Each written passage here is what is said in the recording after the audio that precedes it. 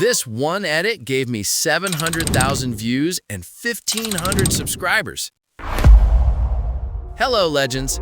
This is my first ever video where I'm sharing a preset with you guys. And trust me, this is the same edit that got me 700K views and 1.5K subscribers from just one video.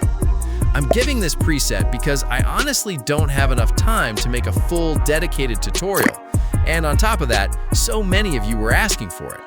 So I finally decided, instead of just a tutorial, I'll give you the actual preset I used.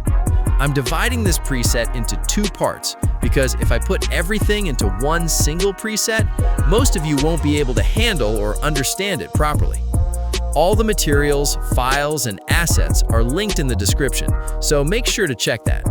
And yeah, guys, I'll only release the preset after this video hits 500 likes and 100 comments. So smash the like button and drop a nice comment if you really want this preset.